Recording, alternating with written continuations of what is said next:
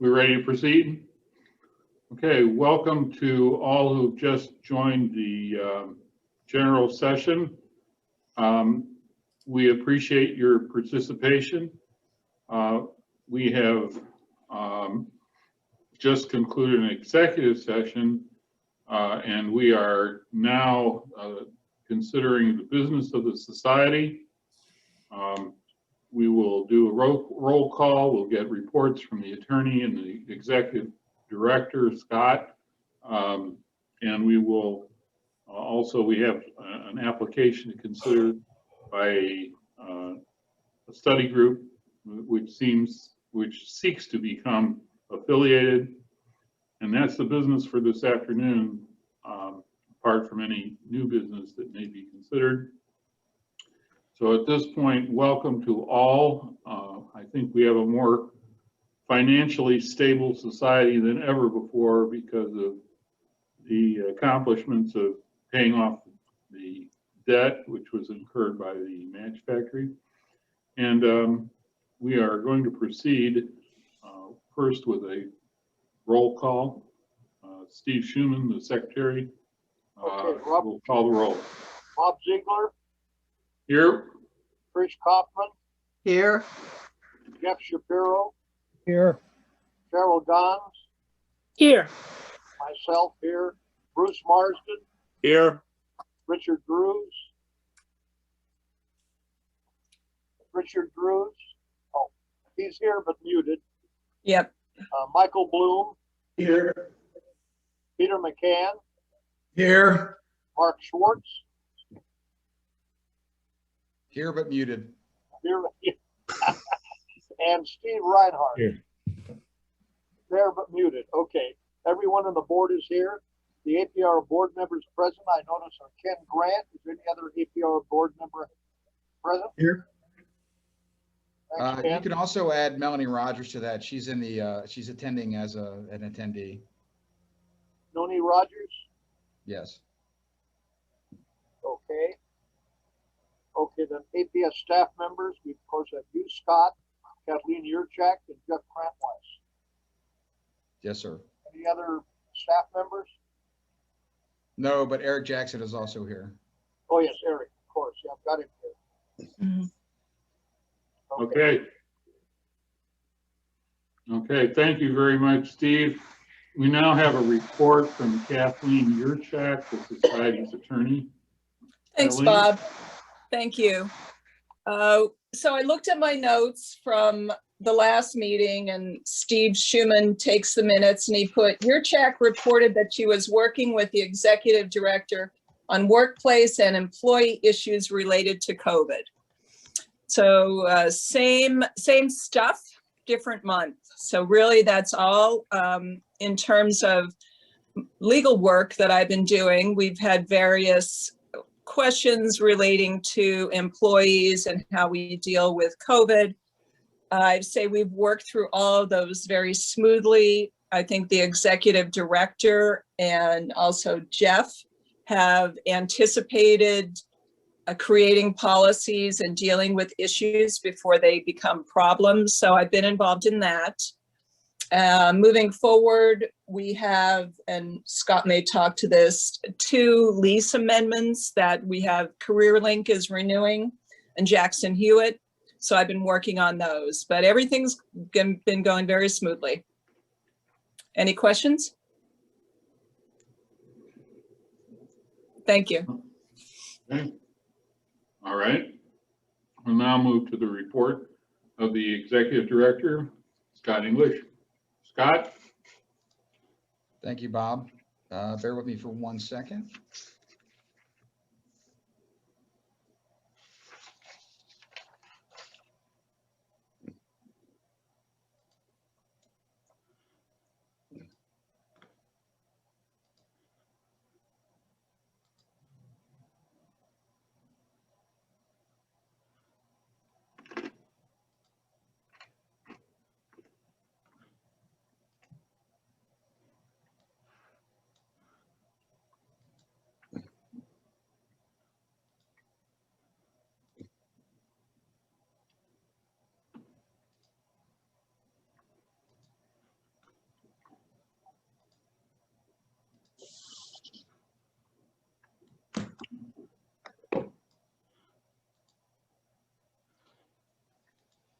Okay, let's try this again.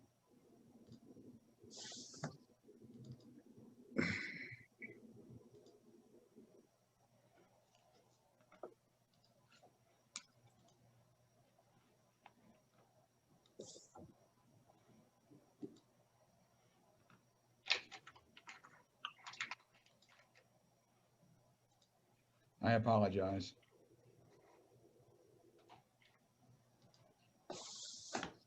Suddenly I'm having problems with my PowerPoint. Okay, bear with me for 1 second. Boy, technology is a great thing, isn't it?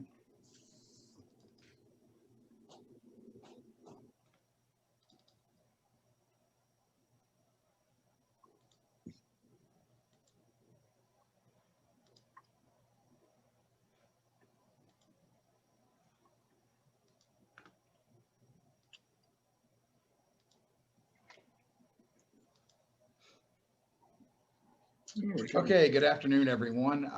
Thank you for being here. Just a note for the folks who are watching from outside of the board.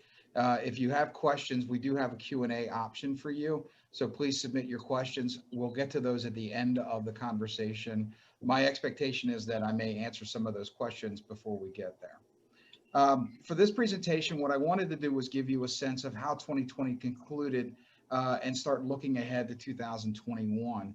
Now, as you all know, we had quite a year with the pandemic, which included closing down for almost 2 full months from March to May into June. And despite those challenges, I want to tell you that we closed the year rather strong.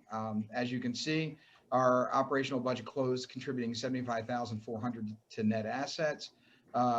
One of the issues we had is, you may note this in the financials for the end of the year, we actually had an operational line of $97,400, but we had to eliminate a health insurance carry forward, which we had been using and was discontinued in 2017, but never eliminated from the book. So in essence, in 2020, we paid a 13th month, if you will, for insurance. But even with that closeout, we still netted a positive $75,000 for the end of the year, which is give or take in the area where we were hoping to do it even after the pandemic. Our best performers for the year, internet sales, you'll see the numbers a little bit later on, but for the whole of the year, we did 43,500 better than budget. Public relations also, we were able to save some costs. As you know, we had revenue issues for the year and substantial loss of revenue for based on what we expected. And so we did have to budget carefully. And this is one area where we were able to achieve that. Weakest performers for the year, advertising. I think with the pandemic, we already had weak advertising sales, but the pandemic sort of exacerbated that problem. Circuit sales, we've been offset by 2 different issues. One is obviously the pandemic, where in the month of April, we had no new circuit books mailed out to our customers. Toward the end of the year, one of the challenges that we've had with several different departments, and we'll talk about that as well, is the slowness of the mail, and circuit sales is no exception to that. It has substantially weakened our ability to circulate circuits. Despite that, we seem to be performing well. Highlights for 2020, obviously debt elimination on Christmas Eve 2020. We made our final payment of $1.5 million on our remaining mortgage. The APS also forgave $3.8 million outstanding APRL debt from loans and interorganizational payables. So the good news is we've received the note from First National Bank on the mortgage, and we do plan to have a mortgage burning party when it's practical. We see it as a good fundraising opportunity for those of you who want a shot at lighting the match, if you will, for the Match Factory. Please stay tuned for that. We have some ideas that we've been kicking around internally, and I think we'll be able to get those going. Looking ahead to 2021, now that we've got debt retirement behind us, one of the things that I emphasized in the presentation to the board last fall is the idea of creating sustainable funding streams. Both the APS and the APRL have endowment funds. And so we want to be able to touch on those. Our top priority, obviously, is filling vacant commercial lease space at the Match Factory. Activity is picking up, interest is picking up. We do believe we're going to work very hard to try to get both of those spaces filled this year. I cannot guarantee that that's going to happen, but we certainly see the conditions improving, and we think that given the level of interest that's starting to pick up, we think that we should be able to at least fill one of those spaces before the end of the year. The Tiffany Fund, which is something that we've shifted away from, we're going to launch a multi-year campaign to increase donations by $375,000. We have about $625,000 in that fund today. That fund was established back in 2007, and we used to have Tiffany dinners. Now, for those of you who know, we've switched to the soiree. Those Tiffany dinners really weren't a great fundraiser for the fund, but I want to do a reintroduction of the fund, and I want to start encouraging people to make donations so that we can build a more sustainable stream of funding for the APS. The same is true for the VUIS endowment. We're launching a multi-year campaign to increase VUIS fellowships and patrons. Our goal is to raise $150,000 in donation and pledges over the next few years. This is an incredible program. Bruce Marsden, congratulations. You are the most recent fellow to enter the class.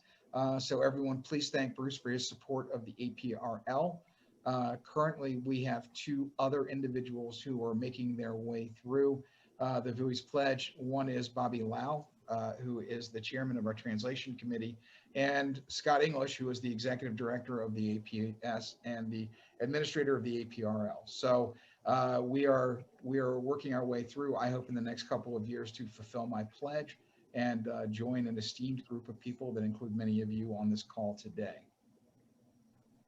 The PPP loan for in April 2020, we took out a loan for $333,500 to cover payroll and rent. Over a subsequent period, documentation requirements have been completed, and we're waiting for the portal to reopen for forgiveness. There were some documentation requirements we needed to wait until the end of the year. By the time we had everything pulled together, they temporarily shut down the portal so that they could open it up to loans. We expect that we will be able to submit our paperwork by mid-March 2021. We still remain confident that forgiveness of the 2020 loan once we're able to submit it. So that is something we'll be working on in the next couple of weeks. Obviously, we'll keep you posted electronically on that one, but I see no reason to be concerned about it. 2021, there is, with one of the pieces of legislation Congress passed in December of last year, they opened up a second draw loan eligibility. Qualifications are previously received a first draw PPP loan and will or has used the full amount only for authorized uses. That is certainly the case in ours. And so when we submit that documentation, we can verify that if we decide to. Has no more than 300 employees and can demonstrate at least a 25% reduction in gross receipts between comparable quarters in 2019 and 2020. This is certainly something we can do in 2 of at least 4 quarters last year. And so we could demonstrate that a loss of revenue. The current status is right now, businesses with 20 or fewer employees are open to apply through March 9, 2021. After that, there will be further announcements from the Biden administration on how they plan to proceed with the PPP loan. The stated intent by the president is that they would like to focus on what we would consider extremely small businesses right now. I do think they're going to expand the employee number for future applications, but their goal is to really shy away from some companies that have received this that are very successful and very high profile. Our objective in determining next steps is first making sure that we're eligible. There's always the fine points that we've got to go through for that. The second is need, and this is something that we'll discuss at the appropriate time on whether or not it is a need for the organization to step forward and take that loan, or whether we would be able to operate without it. So that's certainly something that we want to factor into the equation. Let's do a little bit of a closer look. New applications for last year. It's the second best in the past decade. 1,590 new applications in 2020. Our best year was 2016. The explanation for 2016 is obviously we had the New York 2016 World Stamp Show, And so we certainly were able to recruit much more effectively in 2016. That said, given the circumstances that our applications exceeded expectations, we did start the year very weak last year, and business did pick up for us really starting in May and then further and then later into the year. We, with the pandemic, renewals and new applications dropped off precipitously for March, April, and most of May. But after that, things did start picking up, and we were not only able to recover, but really have a good year overall. Let's look at membership. So the result of new applications, which is something we've talked about as a strategic goal for the organization, is emphasizing the importance of new applications. And the reason for that is because we have to be able to replace members that we lose from resignations, but obviously from our number one reason, which is death. And no matter how many different ways we get around it, we deal with that on a monthly basis here at the APS, really on a daily basis here at the APS. And so we do have to be able to bring in new members at the same rate that we're losing them. If you look at 2016, and the reason why I put this up here is I want to give you a sense of history. In 2016, our membership decline was the lowest total number since 2000 and the lowest percentage change since 2000. 2020, just to put it into context, is the second lowest total since 2000 in number and the fourth lowest in percentage change. So the good news is this. Now, I do want you to take note of 2017. Although 2016 was a very good year for us as recruiting, and it did have a positive impact on our membership, please note that the following year, we lost almost 1,000 members. And so that drop off came from, I think, the exuberance of the international show moving into the not so exuberance of the following year. Now, we have made a couple of policy changes, the most important of which is the elimination of the fourth quarter membership. For those of you who know, you could join in the fourth quarter and be only a 3-month member. We really felt like for $13.75, you didn't have a lot of skin in the game. And then second to that is you really weren't given enough time to appreciate the APS. So what we did this past year was we eliminated that fourth quarter membership. If you were going to join in the fourth quarter, we were going to give you a reason to join for an entire year. So we had just eliminated that, and then you're going to become a year-long member and then some when you join in the fourth quarter. What we noticed in our loss is that although our membership loss for first year was 70%, our most vulnerable were those fourth quarter members that joined, where we were losing them at about 70%. So basically 2 of every 3 people that joined in that fourth quarter were subsequently dropping out of the APS. So it was a very vulnerable spot for us. We want more stability for our membership, and we think that there's a bigger value than what is being delivered in just 3 months. So we've noticed, we will watch this year to see how the drop-offs work, but we've noticed that our renewal rate right now is strong as a result of that. So looking ahead through 2 months, our membership total is 27,569. It's a 12-month membership change of a negative 665. Usually at the beginning of the year, we'll start off kind of high with our membership loss number, and then throughout the year, we'll bring that number back. Most years, the January, February number ranges between 900 and 800. So to be at a negative 665 after February is a good indicator for us. New applications through the first of the year is 304, or excuse me, through the first of the month is 304 new applications in 2021 alone. That's 62 ahead of where we were this time last year. We had exactly 152 new applications in both January and February. What I told Wendy Mazzordi is that at that rate, we'd get about 1,800 new applications in, which would be one of our best years probably in the last 20. So while I'm not sure we can hold that up, we're certainly going to make every effort. In the month of March, we're running a March membership madness special. I have to get that right, or else Wendy will come after me. And we're offering $5 off the membership. We are not only promoting that generally on the website, but I will tell you that we had 7 new applications this morning based on that promotion alone. 5 of them used the coupon code, so it's definitely getting attention already. We will do a prospect out to about 1,000 people who have created an account online but are not APS members. or have been a prospect for us over the last couple of years, and really target in on promoting our new membership, or promoting new membership to them. So we're hoping that we can actually do better in the month of March than we have done in the first 2 months of the year. On the trend line that we're continuing, I really want us to continue to keep the momentum going as much as possible. Okay, internet sales. It goes without saying, but I will say it, is that we had a really good year in internet sales. This is the best sales year overall since 2008, and the commissions correspond with that accordingly. We generated about $226,000 in revenue from commission sales, so that's a positive indicator. I can tell you in circuit sales, we did see a drop off in sales. What's really interesting about circuit sales is we had fewer books, 27%, almost more than a full quarter, fewer books mailed out in 2020 than we did overall in the 5 years preceding that. What's interesting though is we only experienced an 18% drop in sales. So in terms of circulation, it was the weakest year we've had probably in the last decade or more, but sales did not drop in corresponding numbers. So what we were seeing and what our observation has been is that even though we've got fewer books out on the street, we're seeing a higher investment per book, more sales per book. And that means that even if we're slowed down by the mail and we are hit by a pandemic, stamp collectors are still buying in strong numbers, even through circuit sales. So that's encouraging for us. Highlights so far moving ahead this year. This is through the end of the month, February. Total sales so far this year is $221,000. Obviously, that's an improvement over 2020 in the same time period. Commissions generated approximately $53,000.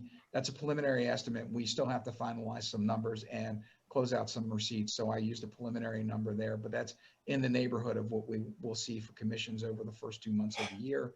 Total circuits mailed 891. This is where I'm talking about. You can see the huge drop in activity relative to where we were this time last year. Again, mail is contributing to that, and as is the pandemic, we still have members who are uncomfortable going to the post office to return the circuits, or receiving mail at their house that is large packages. So we're working to rebuild that back. Clubs aren't meeting as frequently, and so we are working to build that back. As clubs get back online, we know those circuit books will pick up again as well. So the numbers are very strong early on in the year. I'm encouraged to see that. Internet sales, we are blowing through that the 2020 number so far. We are almost $70,000 ahead of sales this time last year. Commissions, as you can see, generates another, we're $15,000 ahead approximately of where we were last year. Total items sold, 22 in total sales for the year to date. Our commissions are, again, a preliminary number of 55,000, which is about $15,000 ahead of last year. Total items sold, 22,507, well above the 16,969 at this time last year. We had a fun Valentine's Day free shipping for orders over $100. Typical weekend generally sells about $10,000 in items over the weekend. That particular weekend, we generated $25,000 in sales alone. So Valentine's Day was a big weekend for us in February because we love our members and they love buying stamps. And so it all worked out very well for everyone involved. Expertising, this is revenue net refunds for the year. As you can see, we had our second best year over the past decade in 2020. The corresponding revenue stream that went with that is fairly clear. We generated $128,000 in revenue for 2020. Our best year, of course, was 2017. That too, I think, was directly, that's hard to say exactly what generated the sales, hot sales that year. But, given that we were shut down for all intents and purposes in expertising for 2 months, that number of submissions and, we almost met our best year in the last decade. We were 8 shy. So we had an overall good year for expertising. looking ahead, this is through the end of January. I didn't have the numbers when we put this together. Fees received for the year, 13,000, so we're ahead of 2020. Items received, 487 for so far in January. Search prepared, 362. This is something where, again, this is where the mail has proven to be a challenge. We're sending things out to experts. Often we have to send them out to more than one expert. And when you have a 3-week break in between sending a cert out and getting it back again, it can be incredibly difficult. Total items returned in January were 486, slightly below where we were at the time, same time last year. Days completed, 78. We state 90 days. Our goal is 60 days. We continue to whittle away at this.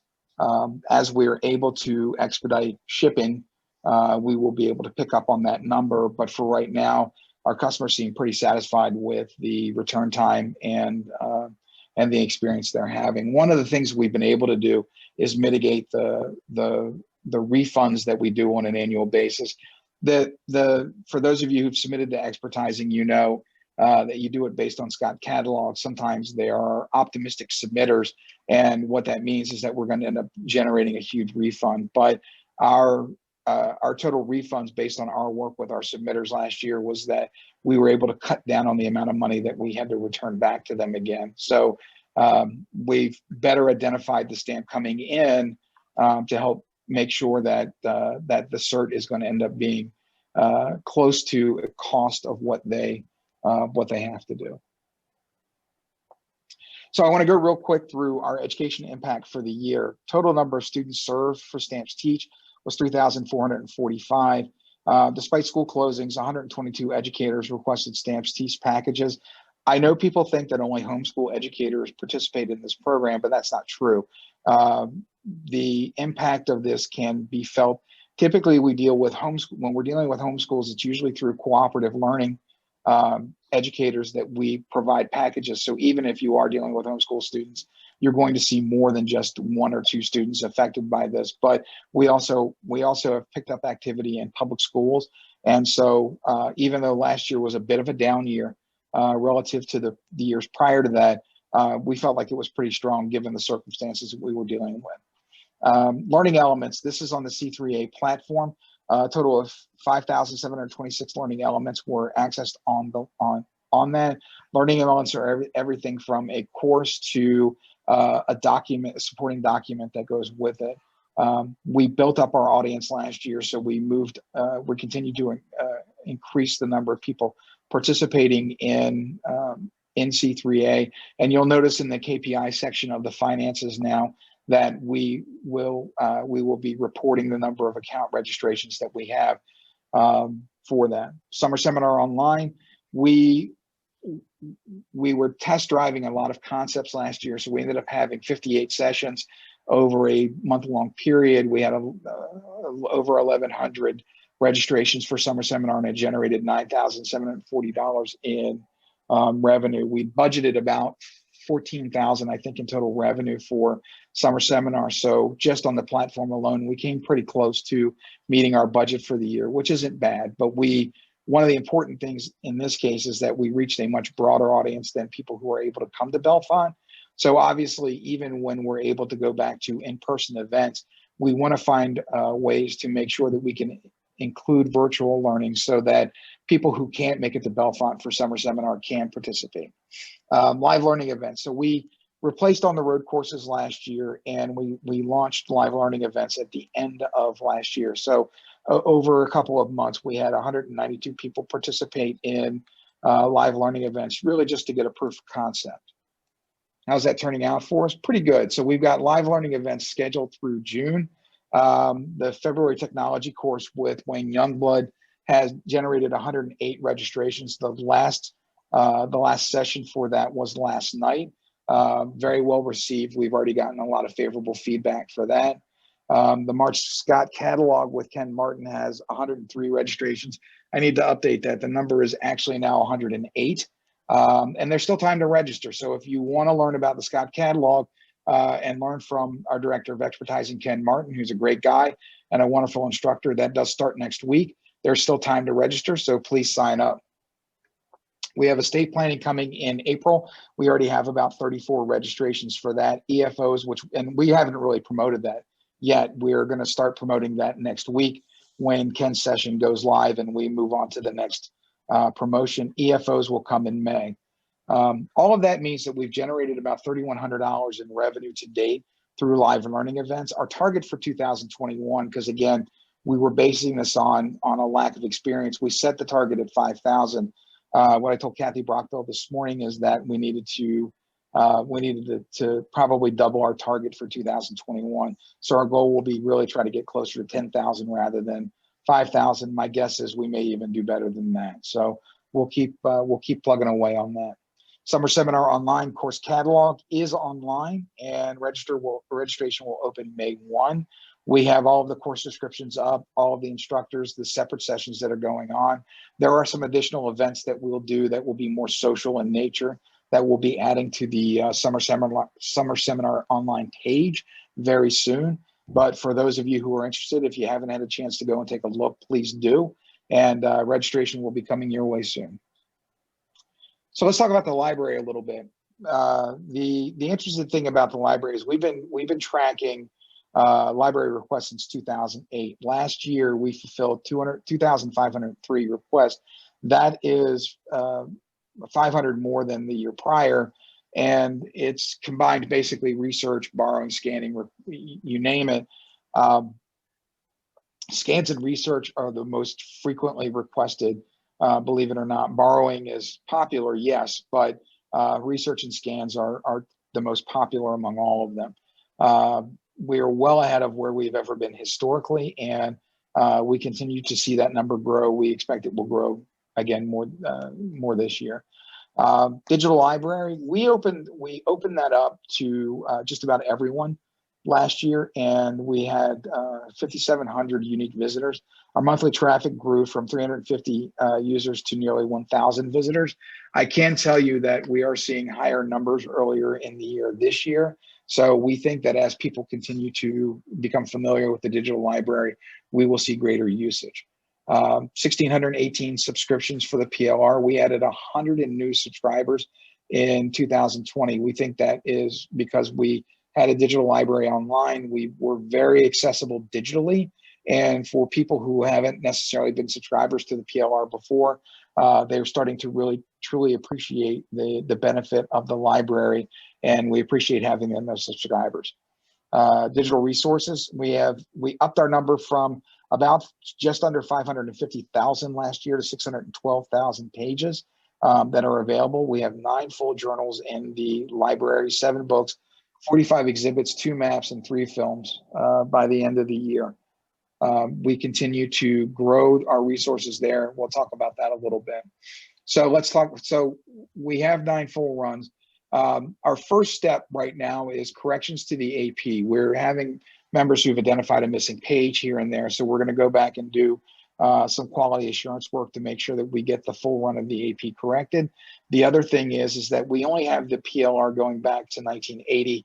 For those of you who are big fans of Herman Hurst, we know that you want to read those columns that he's written. He wrote for the PLR, and so we're going to get that full run of the philatelic literature review up. We have 40, and that should be corrected as well. We got another one yesterday, 41 additional journals to upload and complete. With the Adopt a Book campaign that we did last year, we raised about $15,000 for that. There was also a commitment from Mighty Buck that will provide another $25,000 to help move those journals to digital this year. In a couple of weeks, we're going to be meeting with the APRL board, and Scott's going to outline a more specific timeline to talk about that. But we do have a goal for increasing the number of journals that we run this year. I'd like to see us get as many as 10 up. We'll see how that goes. Some of these can move quickly. Some of them take a little bit longer. It depends on the size of the pages in the scans and the quality of the scans. So to be continued on that. Herb Trenchard, for those of you who know, Herb Trenchard was a longtime historian for the APS. He has talked for years about giving his collection to us. He is no longer living at home. And so working with his family, we were able to pull together all of his collections. So we have 600 boxes. They're on 24 pallets currently residing in Sunman Hall for review. It's a treasure trove of just about anything you can imagine. Scott, Tiffany is going to work on the latest finds in Herb's collection for our news page. So you'll be reading more and more about that over the months to come, whether it's books, stamps, catalogs, research, APS memorabilia. It is unbelievable what is in there. One anecdotal story is we found a catalog. We only knew of one, which was a Rhodesian catalog for 1977. And in the first batch of boxes we opened up, we don't have it in our inventory anymore. But as luck would have it, Herb happened to have one in his collection. So we are now back to a full run of Rhodesia catalogs. I know that sounds strange, but given how hard it was to find that one, that we were able to find a second one was really rewarding. We think there will be lots more before this is over with. So stay tuned. Betsy Gamble, who retired last year, is now back, and she's assisting with this pretty big undertaking. This is really her wheelhouse. She knows how to go through this, what we're looking for, what we don't need, and being able to discern through all of that. So we know over the next few months, Betsy's going to be spending time here working on that, and we really appreciate having her back. George Ashman Fellowship. You probably recall this, but a couple of years ago, an APS member by the name of George Ashman passed away. He left a portion of his estate to us. Now, he distributed it pretty broadly in the hobby. I've noted that other organizations also received money from the Ashman estate, one of which was the Pennsylvania Postal History Society. They proposed to us that we work with the American Philosophical Society, which is located in Philadelphia. We call it the other APS. To scan Ben Franklin's Postmaster Journal. So they've got the journals. They needed someone with knowledge, and so the PA Postal History Society approached us about working with them on getting this done. So we've established the George Ashman Fellowship because George did leave us money, as he did the PA Postal History Society. We felt like it's an appropriate tribute to him that we start this fellowship. So we're in the process of hiring someone right now who will go to the other APS building and scan all of these documents in, catalog them, use and develop finding aids and some other things. The really important thing about this, though, is that once that project is complete, we're going to take the digital files and we're going to include that in APRL Digital. Truthfully, they receive this as a donation. It's part of their holdings for their membership, for the people who do interact with them.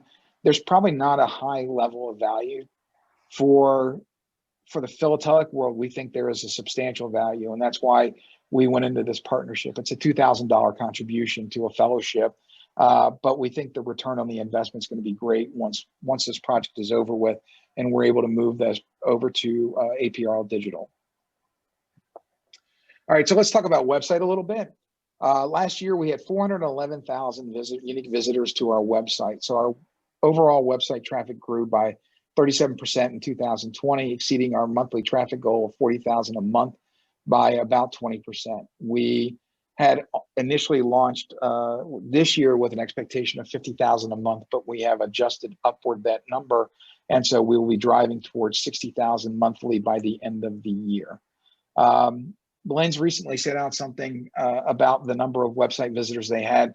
They reported over 900,000 unique visitors to their website last year. So I dug in a little deeper and I found it interesting. I looked at the amount of time that the users spent on there, and they reported about 16,000 hours. So I wanted to know what our comparable was on the APS website, and the answer is 68,500. So approximately 4 times the length of use of our site versus the Lynn's site. On average, the average user of the APS site stays for about 10 minutes compared to about a minute for Lynn's users. So that's a good benchmark for us. We want to ultimately get to that higher number in terms of annual traffic to the website, but we want to be able to do it with a quality that people who are using our website are actually engaging in. Demographic information for you. We have a younger audience, so 51% of our visitors are under the age of 55 relative to our only 28% of our web users are over the age of 65. So we're drawing a younger audience online than we have in the APS membership. We think that's a positive for recruitment. We are getting a lot of online applications. So the more we're able to draw that younger audience in, not that we don't want folks over the age of 65, we just want a balance. We've always talked about that. If you'll recall, our number of using the cut line of 60, our membership percentages are about 79% over 60 and 21% under 60. So we want to get that back to that 50-50 split we used to have. And we think we can do that through some of the web traffic that we're drawing. Female participation is higher online. So about 41% of our users are female, given that the total membership of the APS is approximately 10%. We again think we're building an audience that we want to be able to recruit from. And so we're really encouraged to see these numbers. All right, operational questions. The first and foremost, and I suspect there's a few folks on this call today who want to know about this. We continue to follow the guidelines for the Commonwealth of Pennsylvania. They've been somewhat restrictive. That included being closed for 2 months. Approximately 60% of our staff work on site on any given day. Some days it may be a little bit higher than that, but overall we still keep about 40% of the folks working remotely. For the staff, it works for them and they're productive at home, and so we're okay with that. For those who are here, they are also enjoying it, but they're following pretty strict guidelines: temperature checks, face masks, social distancing, and frequent cleaning of high-touch surfaces. Out-of-state travel restrictions. This was one issue that we had to deal with, particularly with members of our staff who were going on vacations or was going to visit family or something else for that matter. The governor had imposed a 10-day quarantine period for people who were leaving the state upon returning to Pennsylvania, or for people traveling out of state into PA. So that was lifted yesterday. And so that definitely makes things a lot easier for us in terms of being able to manage both our staff and the operations of the building. The facilities haven't really been open to the public since March of 2020. We're heading up on a year. We're about 2 weeks away from being a full year closed. But I have good news. Starting on March 15th, we are going to open the American Philatelic Center on an appointment basis for library and circuit sales. Now, in order to make sure that we continue to enforce the requirements that are asked of us by the Commonwealth of Pennsylvania, we do have to restrict access. We also need to be able to be mindful of social distancing capabilities, so we don't have wide open spaces necessarily in circuit sales. In the library, obviously we do. So there will be differences in the way that we manage the number of people that can be there at one time. Visits will be time limited to accommodate requests. We do expect that there's going to be some pent-up demand of people being able to visit either the library or circuit sales. And so we're going to have to limit the time immediately so that we can make sure that people have a chance to come and visit with us. For those who are visiting the building, there will be temperature checks, face masks will be required, and social distancing will be required. One of the things that the staff right now do, and we would expect of anyone, is that non-business is not, handled. So basically, there's no going to visit someone at their desk and having a casual conversation. If you don't have business to do, you don't do it. I want to remind people, I've gotten this example a lot, and so I want to just put it out there. I'm constantly reminded that Walmart's open, but the Commonwealth deemed Walmart an essential business. They didn't deem the APS an essential business. The way that those are regulated are entirely different. We're not a grocery store, and I really don't want folks to compare us to one. So please keep that in mind. We are an office space with people who are here for extended periods of time. We do want visitors back, absolutely. We just want to make sure that our staff remain safe and that you remain safe. So we are going to follow the guidelines. We're going to enforce the guidelines, and we are looking forward to seeing your masked face back here very soon. All right, now I'm sure no one really wants to hear much about the Great American Stamp Show, but Cook County is currently under phase 4. The governor has put group size restrictions of 50 or less throughout the state. And those are really going to run into June. The Stevens Convention Center remains closed until phase 5, which is called post-pandemic in the Illinois Recovery Plan.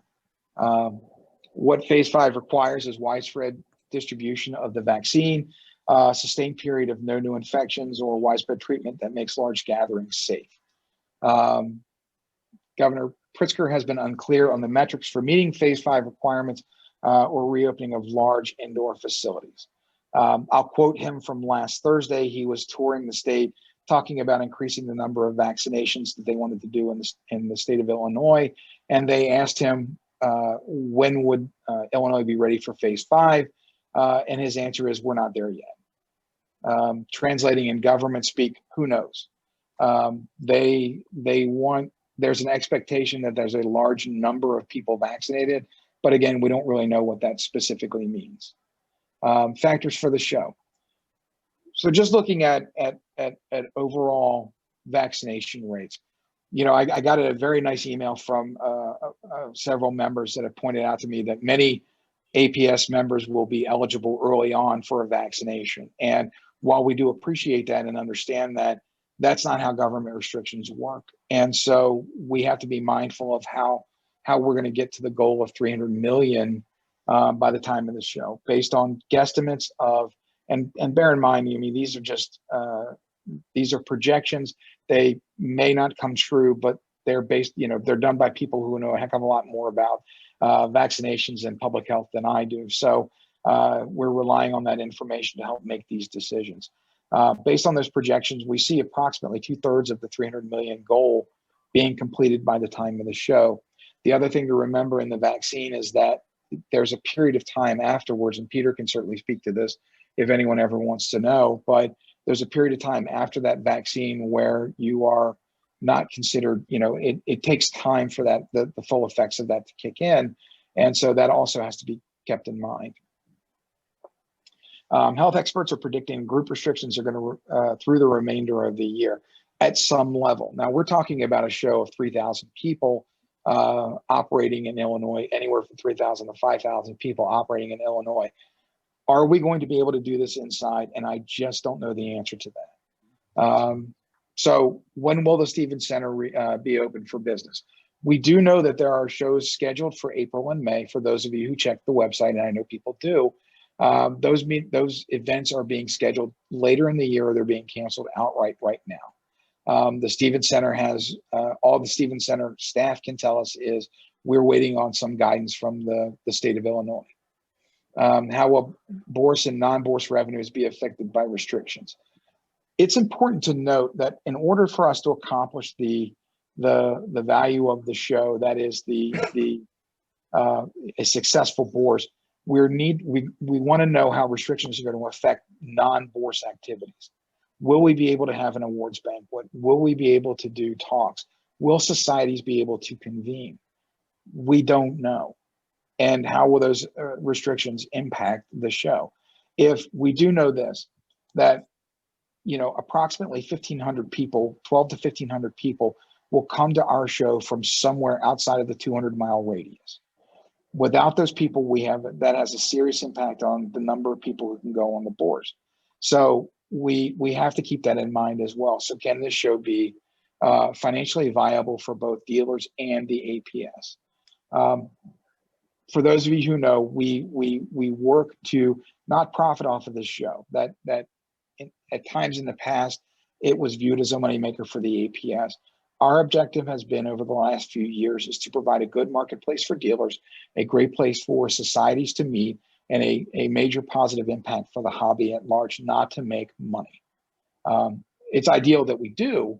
And so my goal has never been to profit by hundreds of thousands of dollars, no more than it is to lose money. And so we have to be able to walk through the processes of how that's going to, what assumptions can we make, and how are they going to affect the success of the show for both dealers and the APS. There are two populations here, and I want to make sure that people remember that as well. So in the month of March, here are the action items that we're going to have.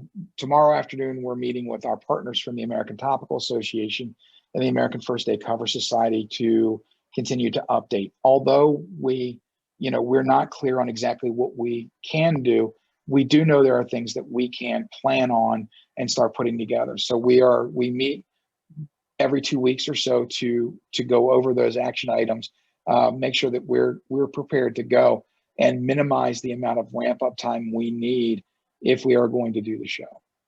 We're meeting with the Dealer Advisory Committee on Friday afternoon.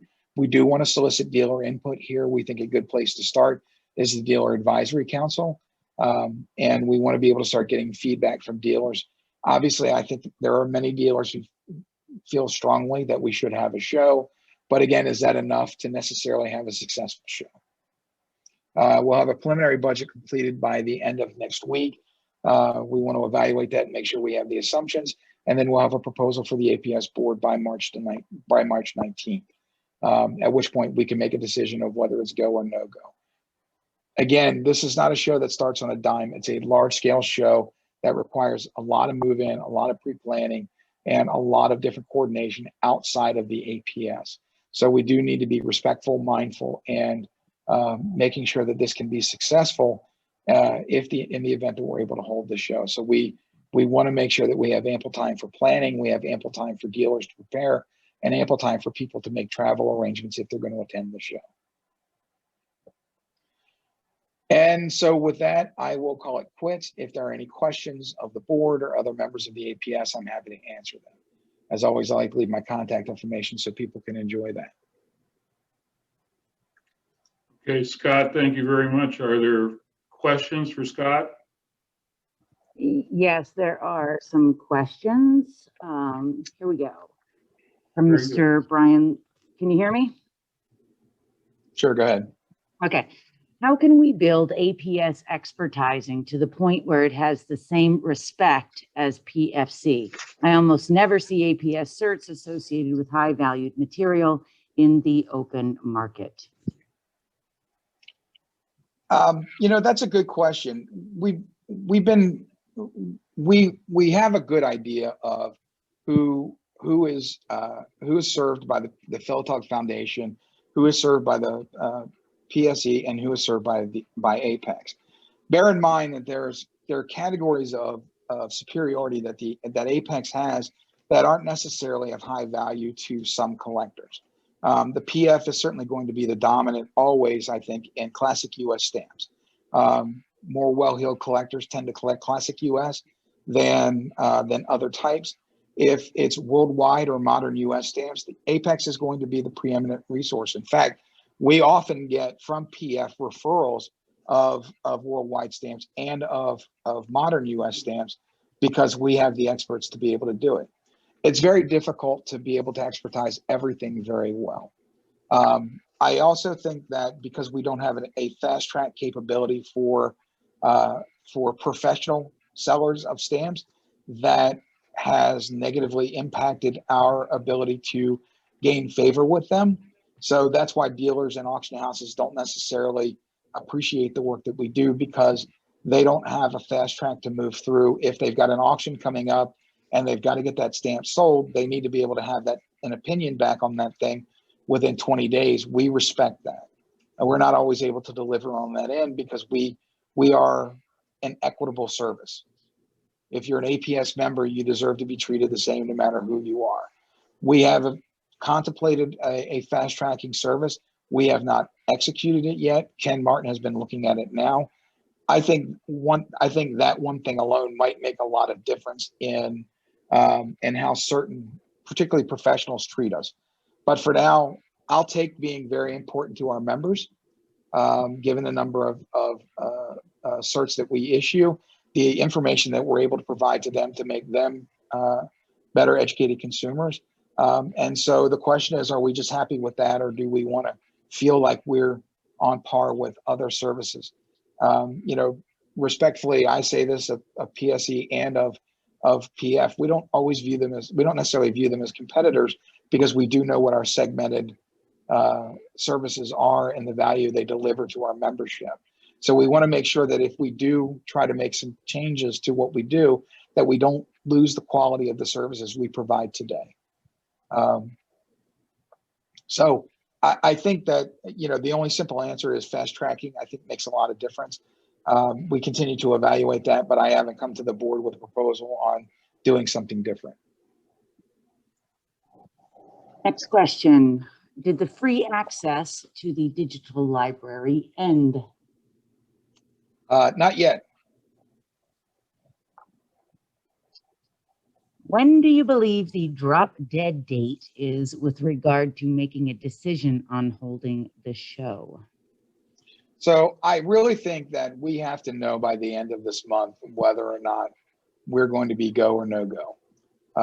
It's essential that we make the right decision, but we cannot cram that show on anyone. We can't cram it on the convention center. We can't cram it on ourselves. If there aren't, we need to have more known things. We want to see more data before we conclude whether we can do the show or not. But honestly, we can't get into April and continue to have these discussions and debates and be able to run a show responsibly. Last question, unless anyone has another forthcoming. What percentage of circuit books are going out to individuals versus clubs? And how has that percentage changed, especially in 2020? So I don't have the exact number. So if Heidi, if you would make note of who that is, I'd be happy to get back to them because I want to give them accurate numbers. A simple 30,000 foot view for everyone listening today. Obviously, club circuits have dropped off precipitously because most of them are not meeting in person. There are clubs meeting in person. And for those clubs that do, they still ask for circuit books and we're able to send them. I will tell you that some circuit managers have them at their house and they invite club members to come over and look at the books there and they make purchases. So, but I'd like to be able to give you more exact numbers on the total number of books sent out. We have three types of circuits. There's the circuit itself. Then there are club circuits and direct circuits, which go direct to an individual. So as an individual member of the APS, you can ask for books to be sent to you and they will be. And then you return them back to the APS rather than circulating them on the circuit. And here's a final question. When do you expect that APS APRL will allow volunteers to return? And in that same vein, from Jerry Robbins, when will the APS reopen to the MNPS for once a month meeting, evening meetings? So volunteers are on an as-needed basis. I'm not making that decision. If a volunteer is necessary for serving in a spot based on all of the conditions that we have to meet, then they're scheduled for time if they're willing to come in. We have some volunteers who aren't comfortable returning to the APC yet. And for those volunteers, we respect that and appreciate their service. And we do hope to see them again soon. But it's really up to the director to decide whether a volunteer is necessary, not just willing, but necessary to meeting the needs of the organization. So we have to balance that out. Jerry, I'll do this in a board meeting if that's what you're going to do. But right now, Sunman Hall is packed, and so I can't facilitate Mountain Nittany Philatelic Society until Sunman Hall is cleared. I've been asked not to allow anybody to meet in the library until we get further along in caseloads, vaccinations, and so forth. So Sunman was really the option, and right now it's packed with boxes and boxes of Herb Trenchard's collection.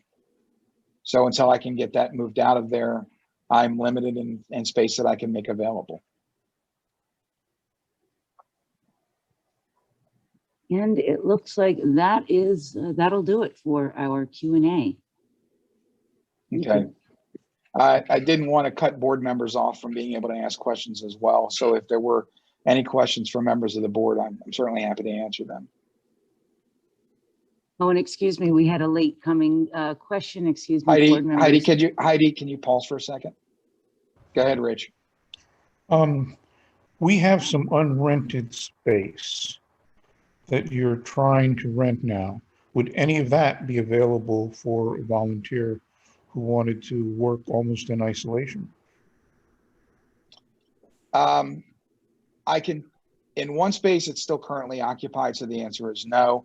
For the other unoccupied space, I just don't know. Again, everyone has to have supervision, Rich. I mean, we do entrust to our volunteers. I'm not implying anything, but we do entrust to our volunteers valuable material that belongs to either a member or has been donated to the society.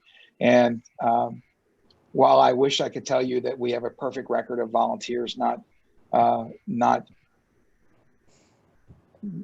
are able to resist the urge or the temptation, We do not. And so, again, I've got to respect the request of the directors as to whether or not they're necessary.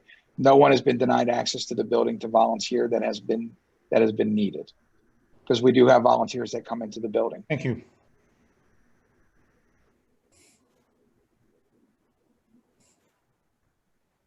I'm sorry, Heidi, you had another question? That's fine, excuse me.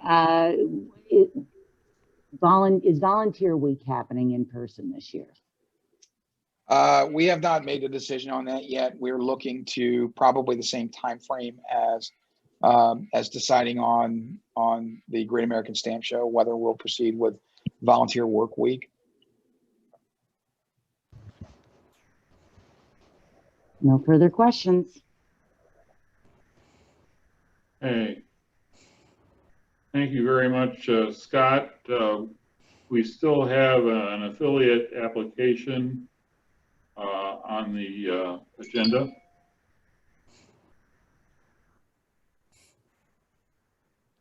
Okay. We received an application from the British Empire Study Group. That organization has been around for a long time.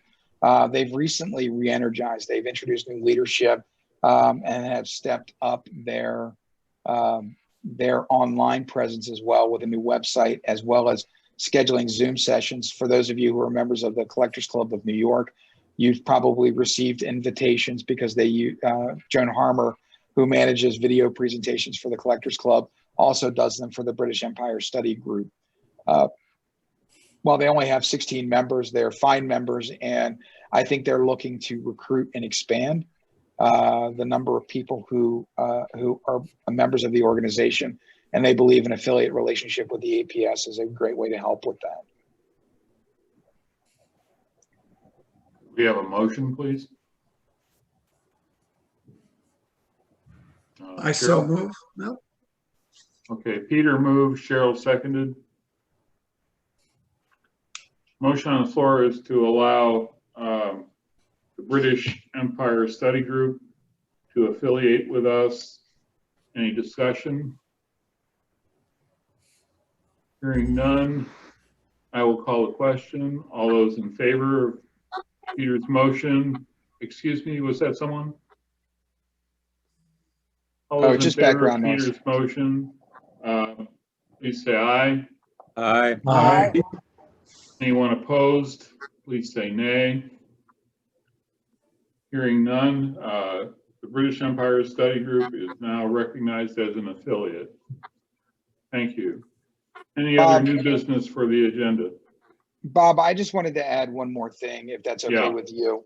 Just a point of personal privilege. So that I can report out to the membership the results of an executive committee, so we have that on record. I do want to let folks know that the APS and I have come to terms with an extension of my current contract from July 31st of this year to December 31st of 2023. I want to recognize each member of the board for being incredibly important to the society and the things that you do. I'm grateful for the talents that you bring to the organization, the wisdom that you've shared with me, both in these meetings and offline, and the support that you've gotten. Second to that, I'd like to thank the members of the Philatelic community. To be perfectly candid, as I stated to the board itself, I didn't think that I was going to last more than 4 years at best, because I thought that I'd end up going back into politics and getting away from this crazy world of philately. Now, as I realize more and more, and as I get older and wiser, I realize that politics is the crazy place and philately is the good place. So I have really appreciated the warm welcome I get from our members, whether it's on a Zoom meeting, at a stamp show, what have you. I was at the Indiana Stamp Club meeting last night and ran into a member who I talked to in Columbus, Ohio, and he said such nice things about me. I wish I'd recorded it. But it has been a joy to be a part of this community. I am a collector. I am now a life member of the APS, a life member of the APRL, and I'm fully committed to this hobby 100% or more. And I'm grateful to be a part of it. And thank you very much for your continued support. Well, on behalf of the board, I would say that the feeling is completely mutual. Scott has done a fantastic job.